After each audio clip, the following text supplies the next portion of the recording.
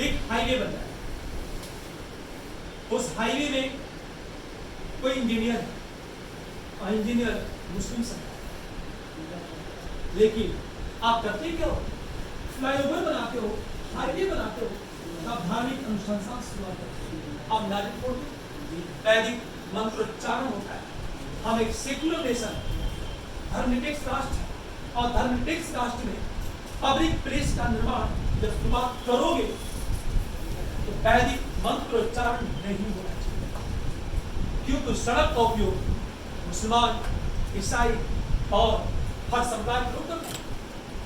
वैदिक मंत्रोच्चारण क्यों? नंबर 2, जहां जो लोग एकजुट होंगे वो हो सकता है गैर हिंदू, आप वैदिक मंत्रोच्चारण की बात करते हैं और उसमें सभी लोग इन्वॉल्व होते हैं। इसका मतलब क्या चाहिए, आप बात कर रहे हो इन्वॉल्व होने की। तो याचिकाकर्ता ने सुप्रीम कोर्ट से यह अपील की कि जब फ्लाईओवर का निर्माण किया जाए या हाईवे का निर्माण किया जाए तो जो वैदिक मंत्रोच्चारण होता है उसको रोक दिया जाए। नारियल फोटो यह हिंदू है, धर्म के अनुसार चल रहा है और कहीं न कहीं हिंदू रीति रिवाज को प्रमोट किया जाता है। ये धीरे धीरे क्योंकि जो भी पब्लिक प्लेस बनेगा, हाईवे, कोई शॉपिंग मॉल, तो मंत्रोच्चारण याद है, पुजारी आता है, पूजा करता है और मंत्रोच्चारण होता है लाउड स्पीकर, ये होता है, 1000 लोगों को सुनाया जाता है। हमको सीखना और एक धर्म के राष्ट्र सरकार के लिए ठीक। तो याचिकाकर्ता ने अपील इसे रोक दिया। ये संविधान के मौलिक ढांचे की रोक। जब कोर्ट ले गया तो कोर्ट ने याचिकाकर्ता से क्वेश्चन का पूछा। कोर्ट ने कहा याचिकाकर्ता से कि क्या आप सर्वशक्तिमान हैं? उस व्यक्ति का नहीं। क्या आप सब कुछ जानते हैं? उस व्यक्ति का नहीं। क्या आपको गॉड के आशीर्वाद की जरूरत नहीं है? आप अल्लाह की प्रार्थना क्यों करते हैं? उस व्यक्ति का आशीर्वाद दुआ की। इसका मतलब आपको परम सत्ता का आशीर्वाद चाहिए।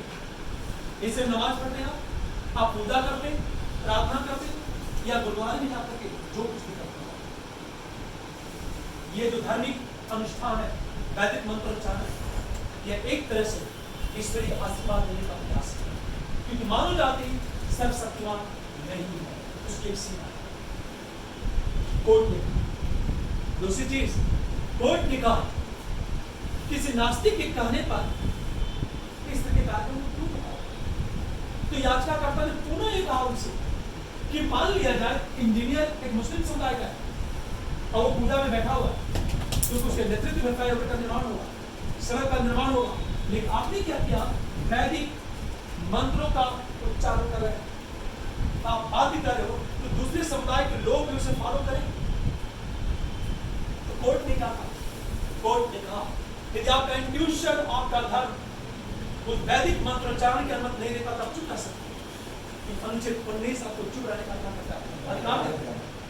हम बात नहीं किया जाए, आप चुप रह सकते हैं। यदि आपको चुप रहने का अधिकार मिला है तो फिर आप हस्तक्षेप क्यों करते हैं?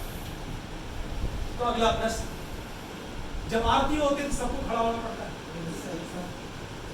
तो मुझे खड़ा किया जा रहा है, मजबूरी बस मुझे खड़ा होना पड़ता है। अन्य लोग खड़े हैं, यदि मैं नहीं खड़ा हूं तो लोगों को ये लगेगा मैं धर्म का अपमान कर रहा हूं, मुझे मजबूरी में खड़ा होना पड़ेगा। और खड़े होने का मतलब है कुछ पूजा में इन्वॉल्व होना, बुद्ध पूजा में शामिल होना, और इस्लाम बुद्ध पूजा की अनुमति नहीं देता। तो कोर्ट ने क्या कहा? तो कैसे डिबेट चला? कोर्ट ने कहा कि आपको खड़ा होने की बात नहीं किया जाता, आप बैठ सकते, आपको कोई बात नहीं करेगी। और अनुच्छेद 19 क्या कहा? कोर्ट ने कहा, अनुच्छेद 19 में कहा गया कि आपका इंट्यूशन आपको गाने की अनुमति नहीं देता, आप शाम कर सकते हैं और बैठ सकते हैं। उस व्यक्ति ने कहा मेरी मजबूरी। तो कोर्ट ने कहा आपकी अपनी मजबूरी को सार्वभौमिक किया नहीं रखा। सारी बातें इसे कोर्ट ने कहा कि बेशक यदि वैदिक मंत्रोच्चारण हो रहा है पूजा पाठ हो रहा है, तो ये हमसे 25 का उल्लंघन नहीं।